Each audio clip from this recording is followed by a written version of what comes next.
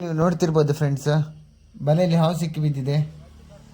ಇದು ಆ್ಯಕ್ಚುಲಿ ಕಚ್ಚಿದ್ರೆ ಇದರಲ್ಲಿ ವಿಷ ಇಲ್ಲ ಅಂತ ಹೇಳ್ತಾರೆ. ಬಟ್ ನನ್ನ ಪ್ರಕಾರ ಅಂತ ಹೇಳಿದರೆ ಆ್ಯಕ್ಚುಲಿ ಸ್ವಲ್ಪ ಪ್ರಮಾಣದ ವಿಷ ಇದ್ದೇ ಇರ್ತದೆ. ಬಟ್ ಇದು ನಮ್ಮ ಬಾಡಿಗೆ ಎಫೆಕ್ಟ್ ಆಗೋದಿಲ್ಲ ಅಂತ ಹೇಳ್ತಾರೆ. ಬಟ್ ಎಷ್ಟಾದರೂ ಕೂಡ ನಾವು ನಮ್ಮ ಜಾಗ್ರತೆಯನ್ನು ಮಾಡಬೇಕಲ್ಲ ಫ್ರೆಂಡ್ಸ್.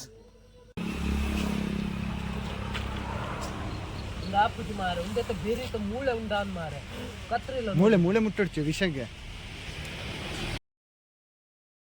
ಇದೇ ರೀತಿ ನೋಡಿ, ನೀವು ನೋಡ್ಬೋದು ಈಗ ಎಷ್ಟು ಜಾಗ ಉಂಟು ಈ ಹಾವಿಗೆ ತಿರ್ಲಿಕ್ಕೆ. ಆದ್ರೂ ಉಂಟಲ್ಲ, ಈ ಬಲೆಯಲ್ಲೇ ಬಂದು ಸಿಕ್ಕಾಕೊಂಡಿದೆ. ಇದು ಬಲೆ ಯಾಕೆ ತಂದದಂತ ಹೇಳಿದ್ರೆ, ಈಗ ಪಕ್ಷಿಗಳೆಲ್ಲ ಎಂತಾದ್ರು ತರಕಾರಿ ಅಂತ ತಿನ್ಲಿಕ್ಕೆ ಬರ್ತದಲ್ಲ, ಸೊ ಇದೆಲ್ಲ ಬೀಜ ಎಲ್ಲ ಬಿತ್ತುವಾಗ ಅದಕ್ಕೆ ನಾವು ಇದನ್ನು ಸ್ವಲ್ಪ ಅಡ್ಡ ಕಟ್ಟಲಿಕ್ಕೆ ಅಂತ ತಂದದ್ದು. ಇದೀಗ ಎಂತ ಆಗ್ತದಂತ ಹೇಳಿದ್ದು, ಇದರಲ್ಲಿ ಒಂದು ಹಾವು ಸಿಕ್ಕಾಕೊಂಡು ಬಿದ್ದಿದೆ ಅಂತ. ಅದೇ ಹೇಳ್ತಾರಲ್ಲ, ಆಗುದಾಗಿ ಆಗುತ್ತೆ ಅಂತ, ಆ ಥರ. ಹಾವಿಗೆ ಎಷ್ಟು ಜಾಗ ಉಂಟು ಸುತ್ತ ಹೊಡ್ಲಿಕ್ಕೆ. Finally ಆಗ್ತುಂಟು friends.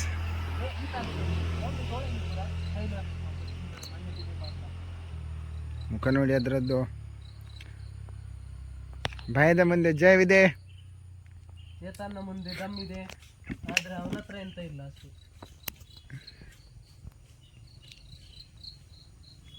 ಓ no no no no no no.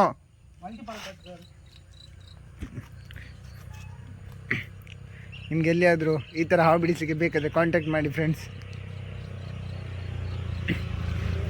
ಸುಮಾರು ಅರ್ಧ ಗಂಟೆಯಿಂದ ಬೀಲ ಇಟ್ಕೊಂಡು ನಿಂತಂತ ಗಣೇಶ್, ಸ್ವಲ್ಪ ಮುಖ ತೋರಿಸಿ ನೋಡಿ. ಇವಾಗ ಸುಮಾರು ಅರ್ಧ ಗಂಟೆಯಿಂದ ಬೀಲ ಇಟ್ಕೊಂಡು ನಿಂತಿದ್ದಾನೆ. ಬೀಲ ಹಿಡಿದ್ರಲ್ಲಿ ಸ್ಪೆಷಲಿಸ್ಟ್.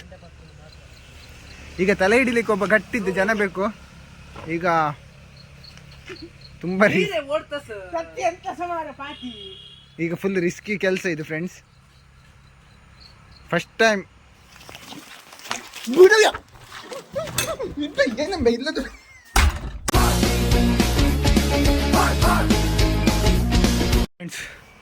ಜೀವ ಹೋಗಿ ಜೀವ ಬಂದ ಥರ ಇತ್ತು ಒಂದ್ಸಲ.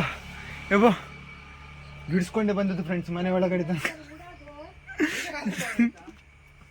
ಯಬ್ಬೋ ಈಗ ಮತ್ತೊಬ್ಬ, ಅಬ್ಬೋ ಇನ್ನೊಬ್ಬ ನೋಡಿ ಹೇಳ್ಕೊಂಡು